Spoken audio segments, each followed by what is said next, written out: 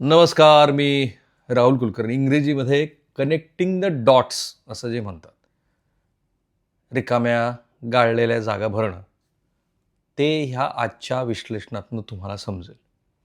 आणि मी तुम्हाला खात्रीनं सांगतो की हा जो खरात आहे, कॅप्टन खरात, अशोक खरात, हा पोलिसांच्या जाळ्यात कसा आला, यांनी किती जणांना फसवलं, कोणत्या ARTOचा व्हिडिओ आहे की जो दाखवतोय वानगी दाखल की किती शासकीय महिला अधिकारी ह्याच्यात फसल्या असाव्यात. माझ्याकडे 2 महत्त्वाची पत्र आहेत.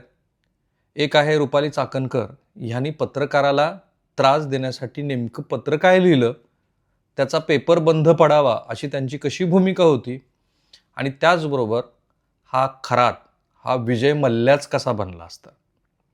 अर्थात विजय मल्ल्याने आर्थिक गुन्हा केलेला आहे. हा गुन्हा हा अत्यंत घृणास्पद आहे, पण हा त्याच मार्गावरती होता. सो कहाणीची सुरुवात होते ती शिर्डीमध्ये दाखल झालेल्या एका गुन्ह्यावरून. एक तरुणी पोलिसांकडे तक्रार करते की तिचे हा जो नितीन जाधव आहे, जो अशोक खरातच्या कुटुंबात म्हणजे त्याच्या ऑफिसमधला ऑफिस बॉय आहे, त्यांनी काही व्हिडिओ बनवलेत आणि तो सोशल मीडियावरती व्हायरल करण्याची धमकी देऊन माझी बदनामी करतोय आणि खंडणी मागतोय. याच्या काही दिवसच आधी अशाच स्वरूपाचा एक गुन्हा अहिल्यानगरला दाखल होतो. पोलीस त्या नितीन जाधवला ताब्यात घेतात आणि त्याला ताब्यात घेतात त्याच वेळेला त्याचा मोबाईल फोन पण ताब्यात घेतात. मग पोलीस ज्यावेळेला शिर्डीचे तपास करायला लागतात त्यावेळेला अहिल्यानगर पोलिसांना त्याची कुणकुण लागते. अहिल्यानगर पोलीस नितीनची आणखी चौकशी करत असताना त्यांच्या असं लक्षात येतं की ज्या मोबाईलवरून, इंस्टाग्राम अकाउंटवरून ह्या तरुणीला शिर्डीच्या धमक्या दिल्याचं तक्रारीत म्हटलंय, तो फोन हा प्रत्यक्षात अहिल्यानगर पोलिसांच्या ताब्यात आहे. त्यामुळे ती तक्रार खोटी आहे. मग त्या तक्रारीच्या अनुषंगाने जेव्हा पोलीस तपास करतात तेव्हा मी तुम्हाला आकडा सांगतोय, 100 व्हिडिओज हे पोलिसांच्या हाताला लागतात. 100 व्हिडिओ. आणि तरी हे व्हिडिओ हे कॅप्टन खरातच्या एकूण गैरकृत्यातले केवळ 10% व्हिडिओ आहेत. कारण नितीन जाधव आणि तत्सम मंडळींनी मिळून ह्याच्या कार्यालयामध्ये जो स्पाय कॅमेरा ठेवला आहे त्याचे हे व्हिडिओ आहेत. त्याच्याशिवाय खरातचे जे वेगवेगळे संपत्तीचे तपशील येत आहेत किंवा त्याचं बेडरूम आहे, या ठिकाणी त्यांनी जी काही कृती केली त्याचे हे व्हिडिओ नाहीत. मी ते 2 पत्र तुम्हाला दाखवणार आहे. हा विजय मल्ल्या कसा झाला असता आणि कोणाचा काही भाव असो. पोलिसांनी उत्तम काम केलं तर त्याचं कौतुक करा. गृहमंत्र्यांनी उत्तम काम केलं आहे तर ते उत्तम आहे म्हणून सांगा. ह्या प्रकरणामध्ये अहिल्यानगरचे पोलीस आणि गृहमंत्री सोमनाथ खारगे GSP, त्यांची टीम आहे अहिल्यानगरची, आणि राज्याचे मुख्यमंत्री जे गृहमंत्री आहेत त्यांनी उत्तम काम केलं. मी जसं जसं तुम्हाला हे सगळे तपशील सांगेल तसं लक्षात येईल. तुमचा राजकीय भाव काही असू द्या, मला खात्री आहे की ज्यांना हे आवडेल ते व्हिडिओमध्ये म्हणतील की पोलिसांनी चांगलं काम केलंय. ज्यांना आवडणार नाही ते वेगवेगळ्या पद्धतीच्या टीका टिप्पणी करत राहतील. सो असं दिसतं आहे की ह्या सगळ्या प्रकरणामध्ये ज्या वेळेला शिर्डीचं हे प्रकरण घडलं त्यावेळेला हे व्हिडिओ जेव्हा पोलिसांच्या ताब्यात आले त्यावेळेला एका ARTO क्लास 1 ऑफिसर महिलेचा पण त्याच्यामध्ये व्हिडिओ त्यांना दिसला. हे वानगी दाखल मी तुम्हाला सांगतो. सो यू कुड इमॅजिन की याच्यामध्ये शासकीय महिला कर्मचारी सुद्धा किती मोठ्या प्रमाणात फसल्यात. पण त्या का फसल्यात हे जर मी तुम्हाला सांगितलं तर मग त्यांच्या बुद्धीची कीव करावी का त्यांना एका मानसिक आधाराची गरज होती आणि त्या मानसिक आधाराच्या शोधात त्या वाहवत गेल्या, हा प्रश्न पडावा. हा जो भामटा आहे हा म्हणायचा की मी कृष्णाचा अवतार आहे. मी ज्या वेळेला शांतपणे मनन चिंतन करतो, ध्यान धरतो, त्यावेळेला माझ्या अंगामध्ये शक्ती येते आणि ती शक्ती माझ्या अंगाप्रत्यंगात येते, माझ्या लिंगामध्ये पण ती येते. आणि जेव्हा एखाद्या महिलेचा दोष आहे तर तो दोष दूर जाण्याचं साधन म्हणजे तिची योनी आहे. आणि तिथे मग संभोग केल्यानंतर तो दोष दूर होतो असलं काहीतरी तरकट हा त्या महिलांना सांगायचा आणि मग त्यांच्याबरोबर तो संभोग करायचा. ह्या ज्या पिचलेल्या शासकीय कर्मचारी, राजकीय नेत्यांच्या श्रीमंत कुटुंबातल्या महिला आहेत ज्यांचं लग्न होत नाही किंवा आणखी वेगवेगळे प्रश्न आहेत, त्यांच्याशी तो असं करायचा आणि मग तो त्या महिलांबरोबर केवळ एकदाच नाही, तर तुमचा दोष एवढा मोठा आहे की तुमच्यावर अनेक वेळेला संभोग करावे लागतील असं सांगून तो त्यांच्याबरोबर वारंवार संभोग करायचा. ही खरी ती कहाणी आहे.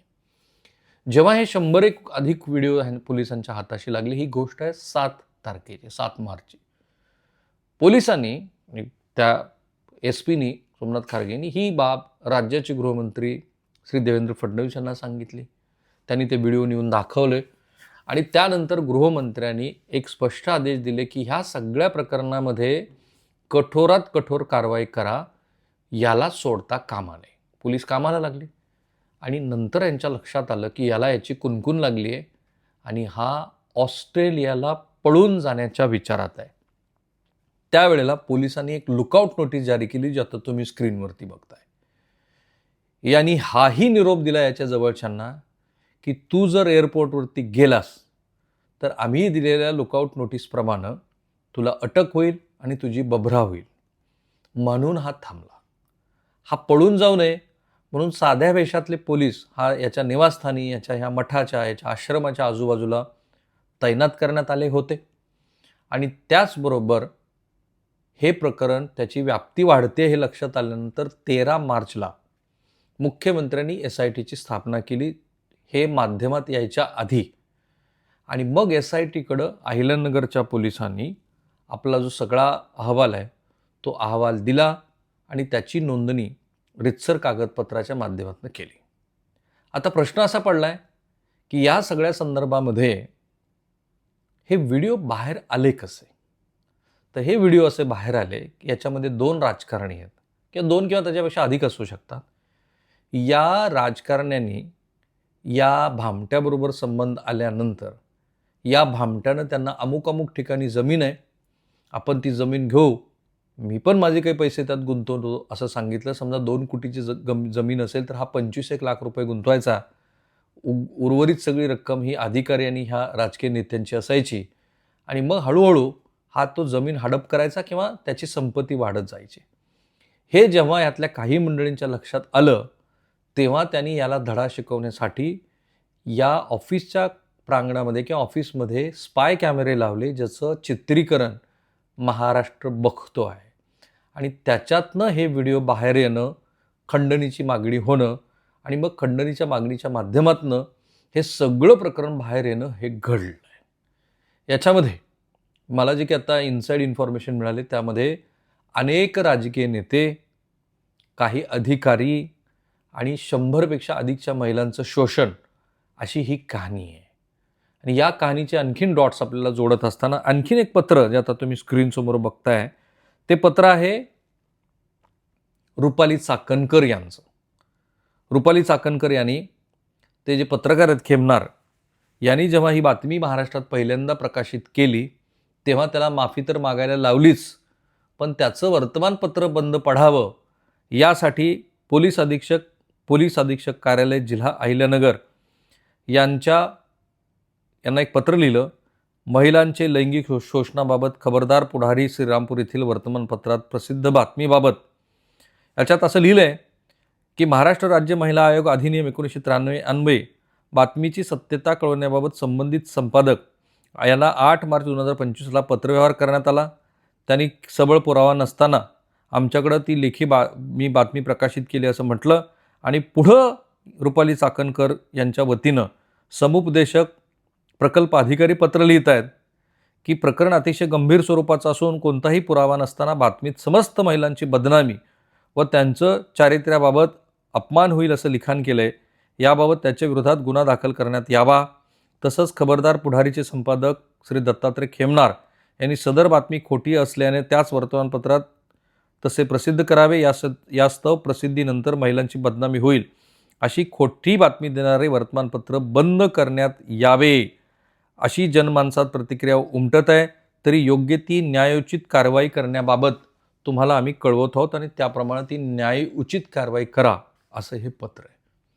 तर आत्ता तुम्हाला आम्ही खूप सारे डॉट्स जे विस्कळीत होते, कळत नव्हते, हे प्रकरण बाहेर कसं आलं, हा ऑस्ट्रेलियाला कसा पळून जाण्याच्या प्रयत्नात होता, मग पोलिसांनी कशी लुकआउट नोटीस जारी केली जी तुम्ही बघितली, आणि मग हा प्रत्यक्षात अटकेत कसा आला, तुम्हाला हे लक्षात येत असेल की याच्यामध्ये मुख्यमंत्र्यांनी गो अहेड दिला, पोलिसांनी उत्तम काम केलं, SITचं फॉर्मेशन झालेलं आहे आणि आता खूप सारे महाराष्ट्रात धक्कादायक वाटतील असे तपशील बाहेर येण्याची शक्यता आहे.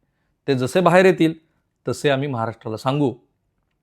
आपला भाव हा सत्याच्या जवळ जाण्याचा आहे. कुणाचाही अनुचित बदनामी करणं, कुणाला तरी अकारण टार्गेट करणं असं कुठेही होणार नाही.